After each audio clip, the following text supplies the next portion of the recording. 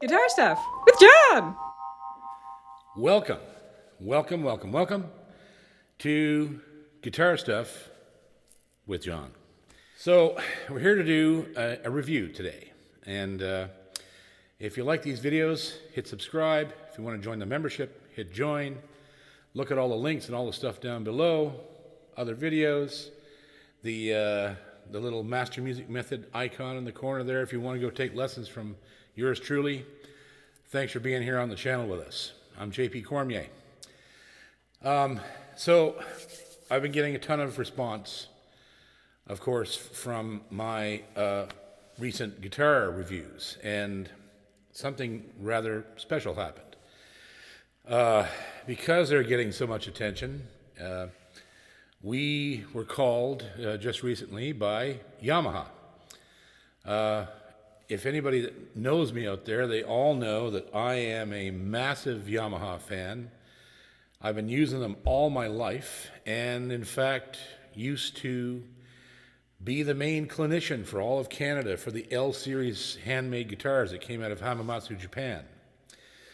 And worked with them for 5 years, and it was a really, really good time. It was a tremendous experience for me to not only get to work with handmade Yamahas, but there was good people involved in that company in that time, and there's still some really cool guys working at Yamaha, and so they saw my reviews of the F series red label, the new red labels that have been voted the best production guitars of 2020 by several of the major trade sites and magazines.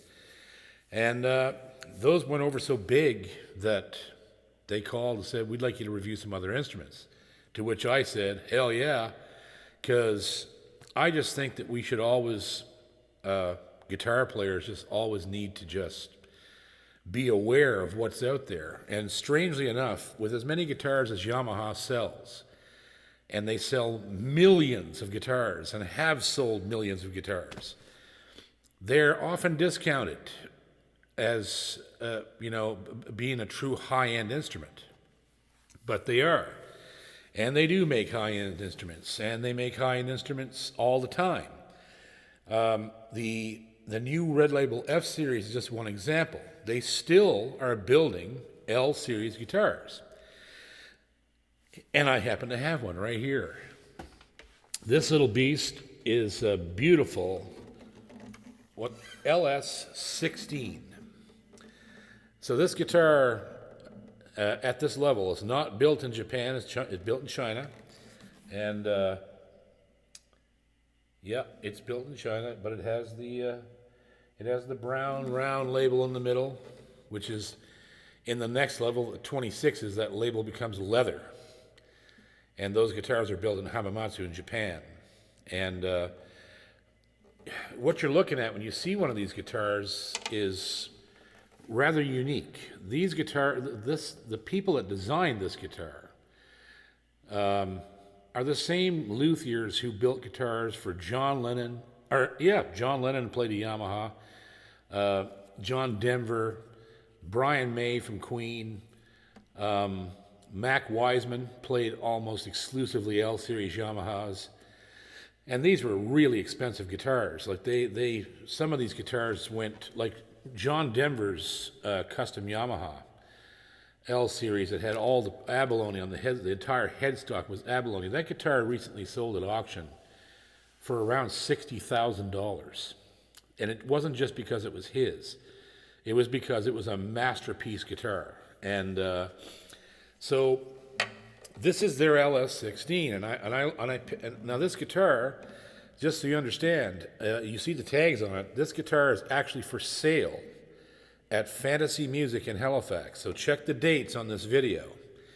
And if you're not seeing this too late, you can actually go tomorrow afternoon and buy this guitar from Fantasy in Halifax on Spring Garden Road in Halifax.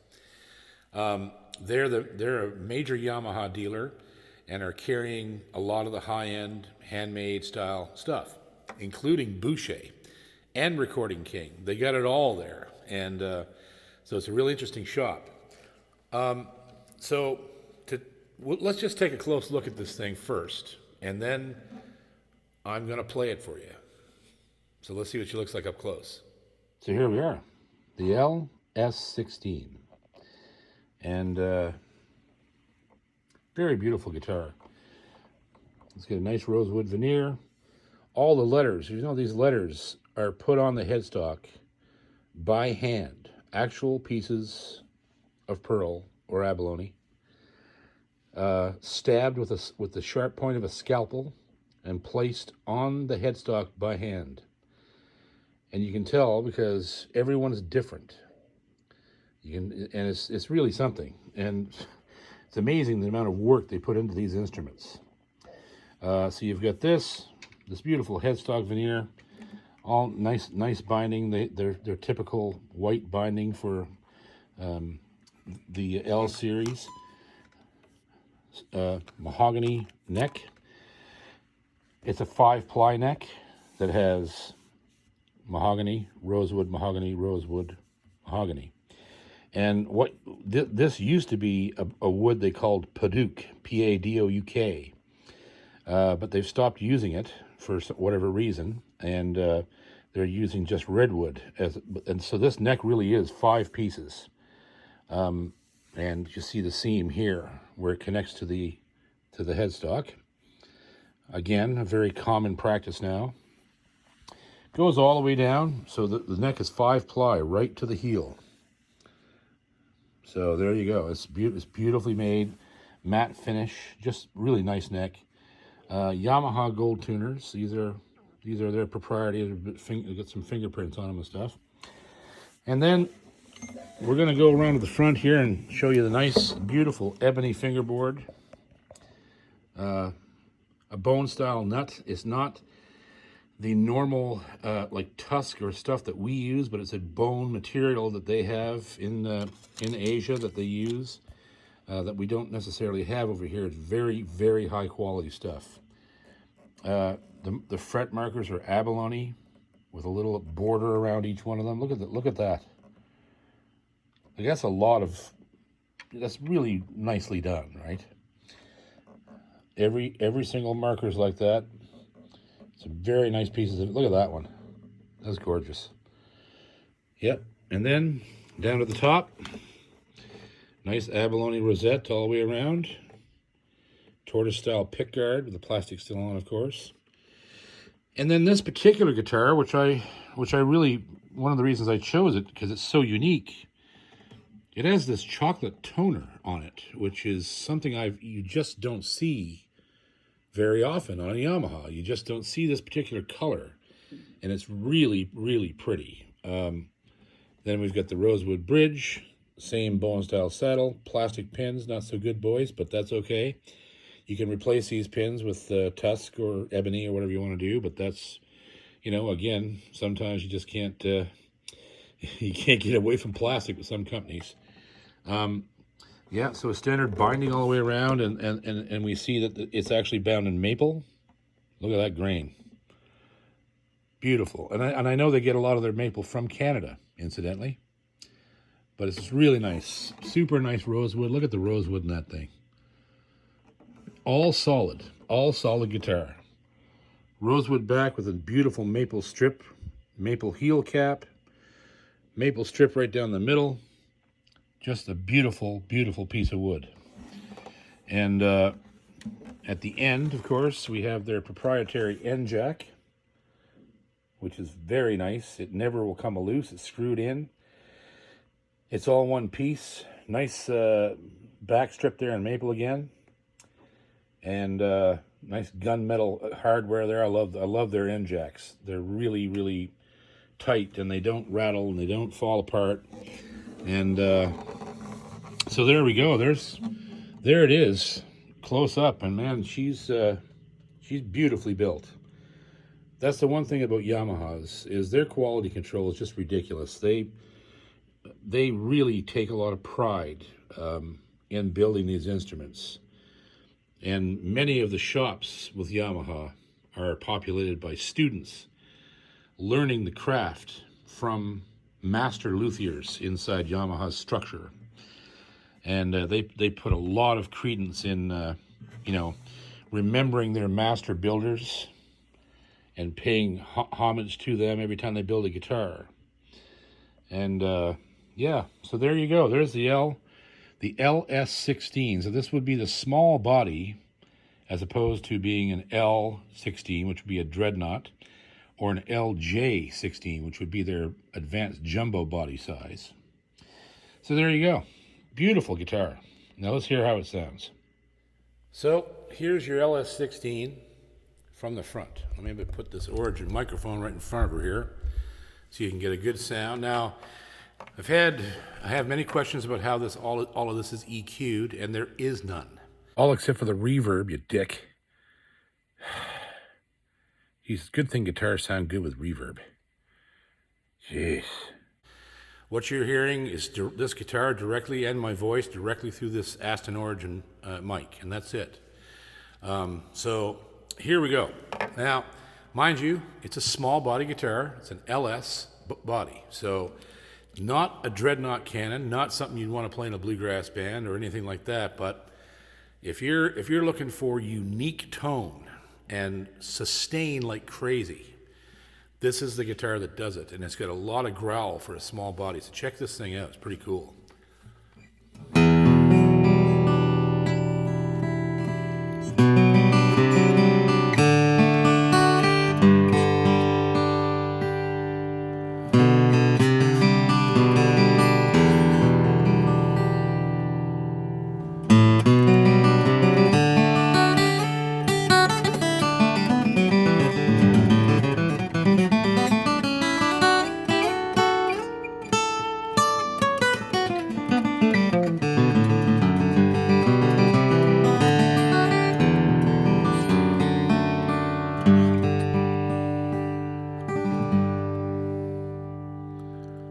Beautiful, beautiful sound guitar. It's not like anything else. And that's the beauty of Yamaha. They make instruments that are so unique. They have voices that you're just not used to hearing. Why don't you drop a few more things, you arsehole? Just drop the guitar, why don't you? Just drop all of it. Drop it.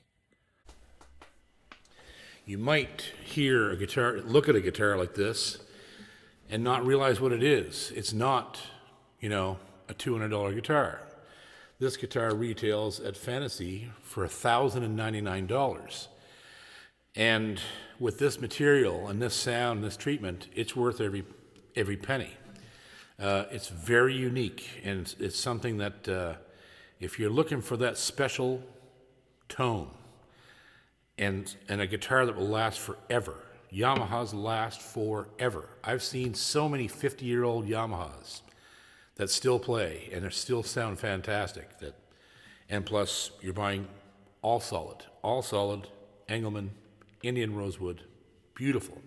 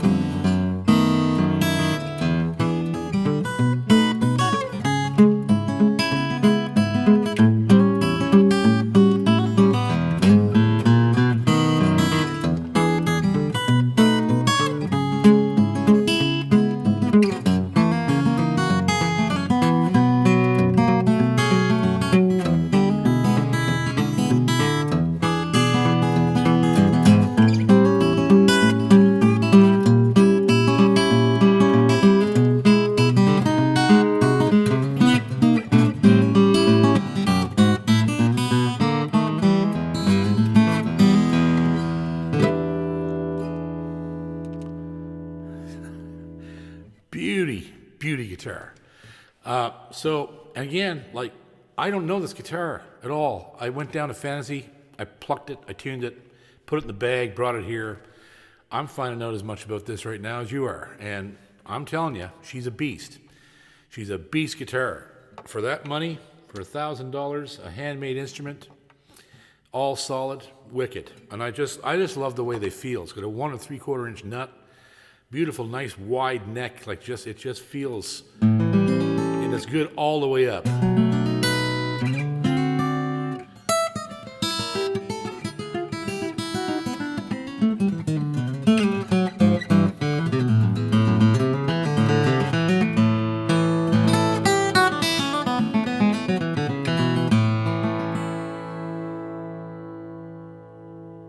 Listen to that ring; it just rings forever.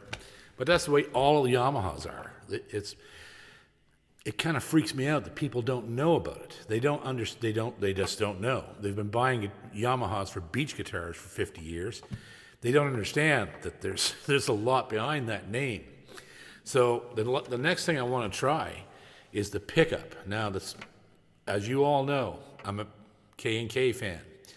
I don't like any undersaddle piezo, really. But with that being said, Yamaha makes one of the least offensive that I've heard. So what we're going to do is we're going to plug this bad boy right into my actual performance amp, my Fishman, put the mic in front of it, and see what it sounds like. And we'll discuss actually how I have my amps set, and usually I set my amps almost flat. And that's because I use K&K. You barely need any processing whatsoever. We'll see how this one does. Let me hook it up and we'll take a listen to the pickup. Again, I should probably mention that this, while I'm thinking about it, this guitar has the SRE, they call it Sound Reinforcement Engineering, or I'm not even sure what it stands for, but this is their own proprietary undersaddle. It's passive as well, just like a K&K. That makes it really good for me. There's no volume controls, no wiring, just a single element underneath, out to the end pin, and that's it. Which for me, and I've been preaching it for years, it's always the best way to go, because you're going to process your guitar anyway. Why bother trying to process it on board with a battery and a thing and wires hanging everywhere? Just send the best possible signal out of the guitar you can, and let the sound man worry about it, or pass it through your amplifier. That's the way to go, really, I think. So, anyhow, let's plug it in and see what it sounds like. Okay, here's the amp.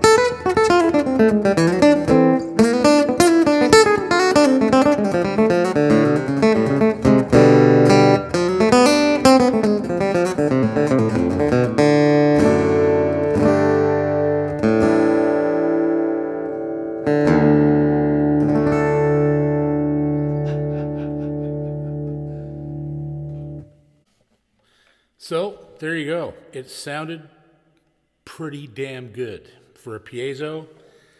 And the way I have it set, I have mids off at 11 o'clock, treble at 11 o'clock, like as from flat, right? Noon would be flat. And the bass at 1 o'clock, a minute past noon. And that does it. So I didn't have to carve it. It is bright. The pickup's very bright compared to what I'm used to. But if you're playing in a larger ensemble with plugging it in, you're gonna have no worries with it cutting through a band or any kind of ensemble or sitting nicely on top of a bass player and a drummer, right? Yeah, so it's a winner. As far as I'm concerned, it's a unique winner. It's not something, like I said, you ain't playing this in the bluegrass band, and you ain't, overpowering a dreadnought with it. But if you're a songwriter, you play Celtic music, you do like backup fiddlers and stuff like that. You do a lot of fingerstyle. This guitar has incredible sustain and tonal color, which is what Yamaha is famous for.